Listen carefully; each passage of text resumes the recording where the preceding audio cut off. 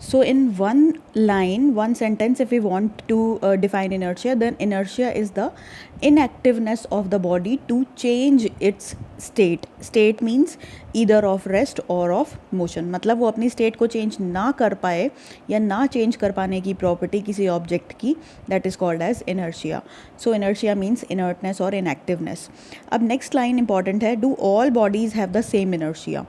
अब इनर्शिया किस पर डिपेंड करता है उसके बारे में हम बात कर रहे हैं, because topic is inertia and mass. तो obviously inertia is related to mass. Mass मतलब फ़िलहाल के लिए आप वेट समझ लो कि वेट कितना है. We know that it is easier to push an empty box than a box full of books. Now suppose I have this key chain and this diary and this pen cap I have taken. So by simple giving it a small jerk, this pen's cap is able to move. This keyring, this is also very light and it will also move with the jerk of this pen. But it is possible, is it possible that I give it this diary a jerk, this इसको भी मैं jerk दे रही हूँ, but it is not moving that way like these two items were moving. तो इसको मैं थोड़ा ज़्यादा फोर्स देकर अगर मूव करूँगी देन इट विल मूव, और इसको मैं हल्का सा भी फ्लिप करूँ तो इट मूव्स अवे. हल्का सा फ्लिप करा, बस इसको मैंने इतना फ्लिप करा तो वो इतना ही दूर गई. तो that means the diary is not easily changing its state. Why? Because this diary is quite heavier as compared to the keychain or pen's cap. तो inertia, inert कौन ज़्यादा रहा? This diary. ये डायरी बहुत टाइम तक inert रही. Why? Because it is heavier in weight. तो inertia is directly related to weight. जितनी भारी होगी ऑब्जेक्ट उतनी वो अपनी स्टेट को चेंज करना कम पसंद करेगी. जितना हल्का होगा ऑब्जेक्ट वो उतनी जल्दी अपनी स्टेट को चेंज करेगा. So based on this let us do this blue patch question of page number 118. Which of the following has more inertia, a rubber ball और a stone of same size? Obviously rubber ball हल्की है, stone भारी है, तो कौन अपनी state change जल्दी कर देगा? Rubber ball. रबर बॉल को आप किक करोगे तो वो आपको हर्ट भी नहीं करेगी क्योंकि उसमें इनर्शिया कम है, बट आप उसी स्टोन को हिट करोगे तो वो मे बी आपके पैर के ऊपर हर्ट कर दे. नेक्स्ट, अ बाइसिकल और a train. Obviously it is easier to move a bicycle as compare to train. So जिस भी बॉडी को ईजियर है मूव करना like bicycle, so that body has less inertia, and the body which is difficult to move, which it's difficult to change, and the body for which it's difficult to change the state, whether it is of rest or motion, that have more inertia. A 5 rupee coin and a 1 rupee coin. Obviously 5 rupee coin is heavier than 1 rupee coin, so inertia of this is more. Read this line also. Inertia is a natural tendency. It's a natural property of an object to resist. रोकती है किसी change को, a change in its state of motion or of rest. The mass of an object is measure of inertia. Measure of inertia मतलब एक body में कितना inertia होगा, that depends on the mass of object. Heavier the mass, more will be the inertia, more inertness will be there. Next, second question. In the following example, try to identify the number of times the velocity of ball is changing and also identify the agent supplying the force in this case. In this complete question, what is given to you? There is a footballer who is kicking the football and later on that ball reaches to another player, then goalkeeper and then other player. So you have to tell basically how many times the velocity of the ball keeps on changing and what drives the ball to move. क्या चीज़ ऐसी है जो ball को move कराने में help कर रही है? So let us read that question. A football player kicks a football. एक फुटबॉल प्लेयर ने बॉल को किक किया first time to another player. तो यहाँ पे फर्स्ट टाइम उसने किक किया, बॉल इनिशियली रेस्ट पर थी या जो भी था, वो उसको किक करते ही उसकी बॉल की वेलोसिटी या स्पीड क्या हो गई, चेंज हो गई. Now ball reaches to another player of his team who kicks the football towards the goal. दोबारा दूसरे प्लेयर के पास गई, उसने फिर से किक किया सेकेंड टाइम, फिर से स्टेट अपनी उसकी बॉल की वेलोसिटी चेंज हुई. Next, the goalkeeper of the opposite teams collects the football. He catches the football. He stops the football or whatever. The speed has been reduced. So this time also after collecting, the speed of the ball changes. Maybe it has come to rest or maybe its speed get decreased. So for the third time. Next, and kicks it towards the other player. और उसने वो ball को catch करने के बाद फिर से kick कर दिया. पहले कलेक्ट किया, स्पीड कम करी और फिर से किक कर दिया, तो 4 times. तो बेसिकली 4 times बॉडी की वेलोसिटी चेंज हो रही है एंड एजेंट्स जो स्पीड चेंज कर रहा है या बॉल को मूव करा रहा है वो कौन है यहाँ पर, प्लेयर्स हैं. And what players are doing actually, they are applying muscular force, वो अपने मसल्स का फोर्स अप्लाई कर रहे हैं, either by using their feet और लेग्स और हैंड्स.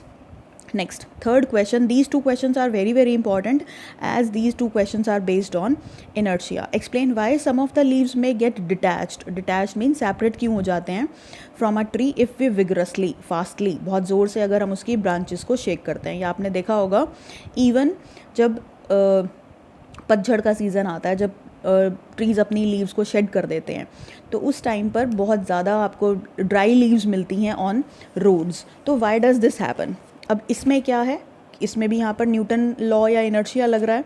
तो देखते हैं इस क्वेश्चन का आंसर क्या है. Leaves get detached from trees, इसका रीज़न क्या है? One by one, step by step हम देखते हैं कि क्या हो रहा है एक्चुअली साइंटिफिकली. तो इनिशियली क्या था, लीव्स और ब्रांचेस दोनों ही किस पे थे, रेस्ट पे थे.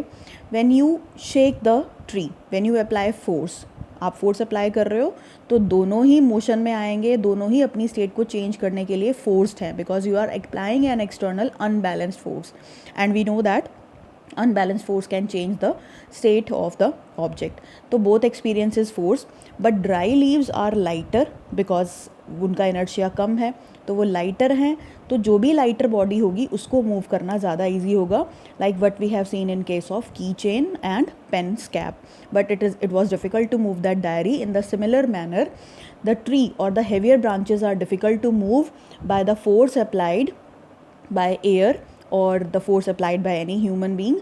So dry leaves may fall earlier as compared to the tougher or the sturdy branches. So due to the application of force they get separated. तो इनर्शिया ने क्या किया, जैसे आपने की चेन वाले केस में देखा, मैंने उसको फोर्स लगाया तो उसने अपनी स्टेट चेंज कर ली. It was at rest and it started moving. Like see it again, this is the diary, this is at rest and if I apply force it keeps on moving. वो move करे जा रही है बार बार क्योंकि मैं force apply कर रही हूँ. तो ज़्यादा फोर्स लगाया तो ज़्यादा फोर्स से उसका इनर्शिया चेंज होने लगा, कम फोर्स लगाऊंगी तो नहीं होगा.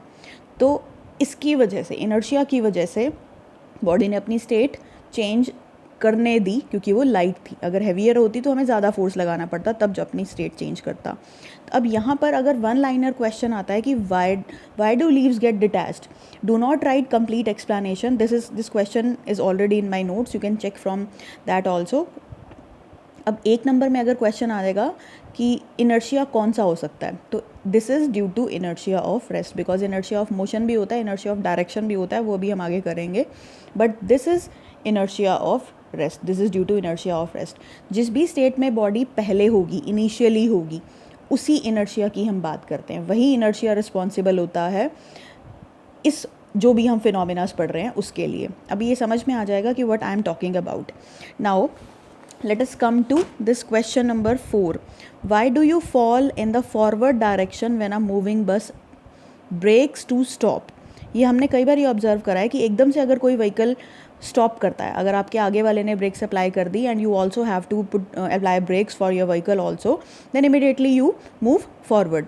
But suddenly if a vehicle starts, एक बस में अगर आप बैठे हो और एक बस एकदम से स्टार्ट हुई, या फिर एक आप हैवी ट्रेन में बैठे हो तो ट्रेन एकदम से स्टार्ट हुई, तो यू विल फॉल बैकवर्ड.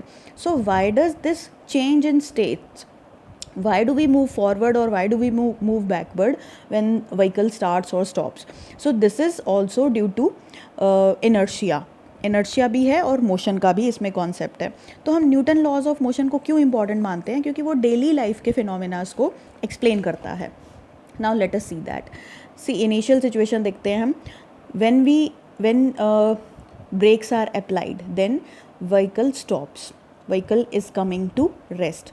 मतलब पहले बॉडी मोशन में थी बट बाद में उसको रेस्ट पर ला दिया गया, तो पहले मोशन में थी, तो इसलिए हम क्या मानेंगे उसको कि बॉडी में इनर्शिया ऑफ मोशन है, वो मोशन में ही रहना चाहती है, वो रेस्ट में नहीं आना चाहती.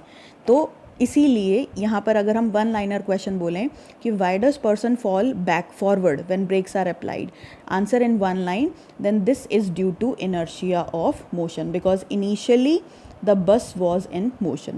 Now see the second situation according to one liner question. Why does a person fall backward when a vehicle starts? जो आपका फोर्थ क्वेश्चन था, फोर्थ क्वेश्चन में यही था, fall backward when it accelerates, उसकी स्पीड बढ़ती है फ्रॉम रेस्ट। तो बैकवर्ड क्यों फॉल कर रहा है जब इंजन स्टार्ट होता है? अब इसमें देखो, इनिशियली जो बॉडी थी वो रेस्ट पर थी, रेस्ट से वो मोशन में आया है। Starts means initially it was rest and from rest it has come to motion. तो इनिशियली वो रेस्ट पे था, तो इसको वन लाइन में अगर हमने डिफाइन करना हो, आंसर देना हो इसका, तो we will say that the body will fall backward due to inertia of motion, और इस केस में the body will move forward due to inertia of motion. But there is a deep explanation behind that, so let us do that part. Initially vehicle plus passenger are in motion, so that means which case we are talking about? first case I am taking कि vehicle already motion में है, तो हमें forward झटका क्यों लगता है, forward क्यों move करते हैं हम?